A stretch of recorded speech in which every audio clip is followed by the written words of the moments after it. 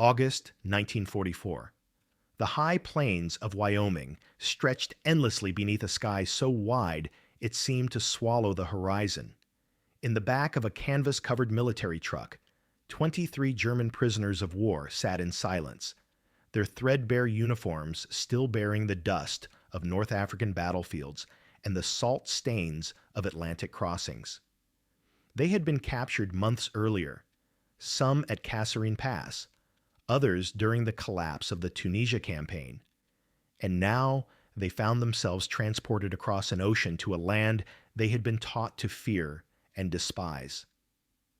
The truck's wheels hummed against gravel roads, and through gaps in the canvas, they caught glimpses of something impossible. Farms, stretching for miles without bomb craters, cattle grazing in fields untouched by war, barns painted red and white standing whole against the mountain backdrop. One prisoner, Unteroffizier Hans Weber, from a small village near Frankfurt, would later write in his secret diary that his first thought upon seeing Wyoming was that the Americans must have hidden all evidence of suffering, that this abundance was theater, a carefully constructed lie. They had been told America was weak. For years, the Reich's propaganda ministry had painted a picture of a nation soft from luxury, torn apart by racial conflict, crippled by economic depression, lacking the will or unity to fight. Dr. Goebbels himself had declared that American soldiers were mongrels without discipline, that their industry was a hollow facade, that their democracy made them fractures and impotent. These prisoners had believed it, or at least wanted to believe it, because the alternative was too terrible to contemplate, that they had been fighting for a regime built on lies, that the thousand-year Reich had sent them to war against a colossus they could never defeat. Now, sitting in that truck as it wound through valleys, where towns showed no signs of rationing, where children played in streets unafraid of sirens, the first cracks began to appear in the narrative they had carried across the ocean. The prisoner of war camp at Douglas, Wyoming, was one of hundreds established across the American heartland, far from the coasts where German submarines still prowled, far from the factories where American industrial might was turning out tanks and planes at a rate that defied comprehension. The Geneva Convention mandated humane treatment of prisoners, and the United States took this seriously, not just from moral obligation, but from strategic calculation. Each German prisoner who returned home with stories of American fairness and abundance was a small victory in the war of ideologies. The camp at Douglas held over 3,000 prisoners by the summer of 1944, men who worked on surrounding ranches and farms, earning small wages, eating better than they had in years, writing letters home that military censors sometimes allowed to pass uncensored, letters that spoke of 3 meals a day, of butter and meat, of guards who treated them not as subhuman, but merely as enemies temporarily detained. What the prisoners did not expect was the trip announced on an August morning by the camp commandant, Colonel Richard Parker, a career Army officer who had spent 2 years in Germany before the war and spoke fluent German. He stood before the assembled prisoners in the camp's recreation yard and told them they would be given a privilege, an opportunity to see something uniquely American, something that would help them understand the nation they had fought against. They would be taken to Yellowstone National Park. The announcement was met with confusion. A park? In the middle of a war? Hans Weber wrote that evening that most prisoners assumed it was some kind of test, perhaps a propaganda exercise where they would be photographed pretending to enjoy themselves, images to be used in newsreels showing German prisoners grateful for American mercy. The trucks departed Douglas before dawn on August 15, 1944, a convoy of 6 vehicles carrying prisoners and guards along roads that climbed steadily into the mountains. The prisoners had been given better clothes for the journey, surplus civilian jackets and trousers, and each man received a packed lunch that included sandwiches made with real ham, an apple, and a Hershey's chocolate bar. That chocolate bar became a recurring symbol in the letters and diaries that survived the war. Many prisoners had not tasted chocolate in years. Some saved it, unable to bring themselves to consume something so luxurious. Others ate it immediately, overwhelmed by the sweetness, by the casual abundance it represented. One prisoner, Wolfgang Müller, a former schoolteacher from Munich, kept his chocolate bar for 3 days, carrying it in his pocket, taking it out to look at the wrapper with its simple brown design, its lack of any propaganda, its assumption that such things were normal, unremarkable. The landscape changed as they climbed. Pine forests replaced sagebrush plains. Snow-capped peaks appeared in the distance. The prisoners, most of whom came from the flat farmlands of northern Germany or the industrial cities of the Ruhr, had never seen mountains like these. The Rockies rose with an indifference to human affairs that was itself a kind of revelation. In Europe, every mountain pass had strategic value. Every valley was contested. Every peak had been climbed by armies for 1,000 years. Here, the mountains simply existed, vast and untouched, belonging to no one and everyone. The trucks stopped once for the prisoners to stretch their legs, and they stood by the roadside in small groups, smoking American cigarettes provided by guards, staring at a landscape that seemed to mock everything they had believed about their enemy's weakness. They entered Yellowstone through the north entrance at Gardner, Montana, passing beneath the stone arch that proclaimed this land set aside for the benefit and enjoyment of the people. Colonel Parker had arranged for a park ranger to accompany the convoy, a weathered man named Thomas Brennan, who had worked in Yellowstone for 20 years and who spoke to the prisoners in careful English, translated sentence by sentence by one of the German-speaking guards. Brennan explained that Yellowstone had been established in 1872, the world's first national park, set aside by the government not for military purposes or industrial exploitation, but simply to be preserved, to remain wild, to belong to all Americans forever. The concept was alien to many prisoners. In Germany, land belonged to the state, to be used as the state deemed necessary. Forests existed for timber and hunting reserves for party officials. The idea that a government would lock away millions of acres simply for beauty, for the principle that nature had value beyond human use, contradicted everything they understood about power and governance. The convoy proceeded slowly along the Grand Loop Road, and with each mile the prisoners' silence deepened. They saw the mammoth hot springs terraces, calcium carbonate formations built over thousands of years, cascading down the hillside in whites and oranges and golds. They saw herds of bison, animals they recognized from Karl May novels read in childhood, creatures they had thought extinct or confined to zoos, here wandering freely by the hundreds. At one point, the truck stopped to let a bison cross the road, and the prisoners watched as the massive animal moved with deliberate slowness, entirely unconcerned with the humans waiting for it to pass. A guard made a joke, something about the bison having right of way, and a few prisoners laughed nervously, unsure if laughter was permitted. Old Faithful erupted while they were having lunch near the visitor center.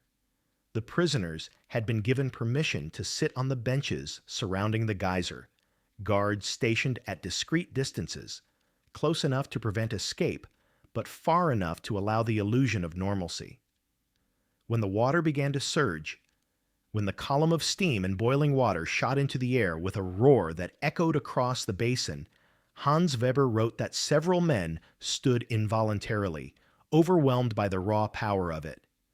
The eruption lasted several minutes, and when it subsided, when the steam drifted away on the wind, the prisoners sat back down in silence. One man was crying, though whether from beauty or from the sudden realization of how far he was from home, no one asked. Thomas Brennan explained, through translation, that Old Faithful erupted approximately every 90 minutes, that it had been doing so for as long as records existed, that it would continue doing so long after all of them were gone. He spoke about the supervolcano beneath Yellowstone, about the caldera that had last erupted 640,000 years ago, about the forces churning beneath the Earth's crust that made this landscape possible. For men who had spent years being told that the Führer controlled destiny, that German will could reshape reality. That power was something exercised by strong men over weak men. The indifference of geological time was humbling. The Earth did not care about their war. These geysers had erupted while empires rose and fell, while nations were born and died, while ideologies consumed millions and then faded into history. Old Faithful would erupt whether Germany won or lost, whether Hitler lived or died, whether these prisoners ever saw home again. What struck many prisoners most forcefully was not the natural wonders but the people. Yellowstone in August 1944 was still operating, though at reduced capacity due to wartime travel restrictions. Families moved through the park, mothers and fathers with children, taking photographs, eating picnic lunches, laughing. There were no signs of war here, no propaganda posters, no uniformed officials demanding papers, no sense of fear or deprivation. The prisoners watched an American family near the lower falls of the Yellowstone River, a father lifting his daughter onto his shoulders so she could see better, the mother spreading a blanket for lunch that included sandwiches and fruit and bottles of Coca-Cola packed in ice. Wolfgang Müller wrote in a letter to his wife, intercepted but preserved in National Archives files, that watching that family was more devastating than any battle he had experienced. These people were not weakened by democracy. They were not divided by racial conflict or crippled by economic collapse. They were simply living, going about their lives with a casual freedom he had never known, and somewhere across the ocean, his own wife and daughter were hiding in basements from Allied bombs, rationing bread, burning furniture for warmth. The guards, for their part, seemed almost casual in their supervision. They carried rifles but held them loosely. They chatted with each other, occasionally with prisoners who spoke English. One guard, a young corporal from Iowa, shared his canteen with a prisoner who had finished his water. Another guard helped an older prisoner who struggled with the altitude, offering an arm for support on a steep trail. This was not the brutal indifference the prisoners had been taught to expect. It was not even the grudging professionalism of soldiers doing duty. It was something stranger and more unsettling. It was ordinary human decency, extended without thought, without propaganda value, simply because it was the right thing to do. At the Grand Canyon of the Yellowstone, the convoy stopped for an extended break. The prisoners were allowed to walk along the rim trail, always in sight of guards, but given space to experience the view. The canyon cut through yellow and orange and red rock, the Yellowstone River churning white water at the bottom, falls dropping 308 feet in a single spectacular plunge. Hans Weber stood at the railing for nearly 30 minutes, staring into the abyss. Later, he wrote that he kept thinking about something his father had told him before the war, that Germany needed living space, that the Reich was cramped and surrounded by enemies, that expansion was necessary for survival. Looking at Wyoming, at the endless space, at land so abundant that millions of acres could be set aside for no purpose but preservation, that justification crumbled. America had space. It had resources beyond imagination. And it had chosen, freely chosen, to fight not because it needed territory, but because it believed in something, some principle the prisoners were only beginning to understand. The trip lasted the full day, and as the sun began to set, the convoy started the long drive back to Douglas. The prisoners were exhausted, sunburned, overwhelmed. Many slept in the trucks, heads nodding with the motion of the road. Others stayed awake, watching the landscape pass, lost in thoughts they would struggle to articulate for years. The chocolate bars, those simple symbols of abundance, took on totemic significance. Some prisoners ate theirs on the return journey, savoring each bite. Others kept theirs for weeks, until the chocolate melted and reformed, until it was inedible, unable to let go of the physical proof that what they had experienced was real. Back at the camp, word spread quickly about the Yellowstone trip. Prisoners who had not gone demanded to know every detail.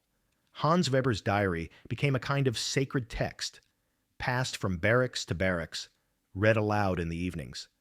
Other trips were organized in following weeks, other prisoners given the same opportunity. The camp commandant, Colonel Parker, understood what he was doing. This was psychological warfare of the most effective kind, not through torture or deprivation, but through demonstration. Every prisoner who saw Yellowstone was a seed planted, a living contradiction to Nazi ideology. Some prisoners rejected what they had seen, convinced themselves it was theater or exception. But most could not unhear the truth they had witnessed. The cognitive dissonance was too great. A nation this wealthy, this confident, this free, could not be defeated by Germany. The war was already lost, had been lost before it began, because Germany had chosen to fight not just American armies, but the American idea. The letters home, the ones that passed through censors and eventually reached families in Germany, carried subtle but powerful messages. Wolfgang Müller wrote to his wife about seeing a park larger than Hessen set aside for beauty. Another prisoner, Karl Schneider from Hamburg, wrote to his brother about bison, numbered in thousands, protected by law while we starve. These letters arrived in a Germany increasingly desperate, where cities were rubble, where the Eastern Front was collapsing, where even the most devoted party members were beginning to doubt. The letters were small things, individual voices, but they added to a growing realization that the regime had lied about everything, that the enemy was not weak or divided, that the war had been folly from the beginning. The psychological impact on individual prisoners varied. Some experienced what psychologists would later call cognitive restructuring, a fundamental shift in worldview. Hans Weber, after the war, became a teacher in West Germany and spent his career advocating for democracy and transatlantic friendship, telling his students about the day he saw Old Faithful erupt and understood that freedom was not weakness. Wolfgang Müller wrote a memoir in the 1960s, Prisoner in Paradise, describing his time in Wyoming and the shame he felt at having fought for fascism. Others struggled to integrate what they had experienced. A few prisoners, unable to reconcile their ideology with reality, clung to Nazism until death, insisting that what they had seen was propaganda, that the real America was hidden from them. The Yellowstone trips were part of a broader American strategy regarding POWs, a strategy that recognized prisoners were not just bodies to be detained, but minds to be changed. The United States held over 400,000 German prisoners by war's end, scattered across camps from Texas to Michigan, from Florida to Montana. The treatment varied, but broadly, American policy was to demonstrate through example that democracy and abundance were linked, that the American way of life was not propaganda, but reality.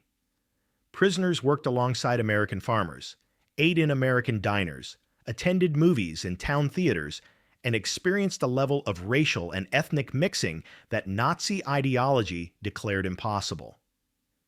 German prisoners saw Italian Americans, Polish Americans, Jewish Americans, all living and working together, And while American society was far from perfect, while segregation and discrimination remained endemic, the level of integration and opportunity still far exceeded anything Nazi doctrine allowed for.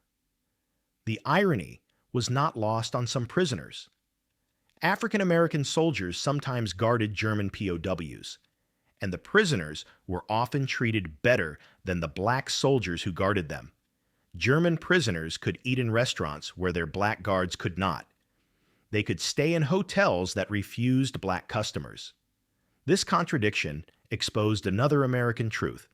The nation was still struggling to live up to its ideals, still fighting internal battles over equality and justice. But even this struggle was revealing. America admitted its failures, debated them, worked to change them. The Third Reich had allowed no such debate. Ideology was fixed, questioning was treason, and imperfection was blamed on enemies within.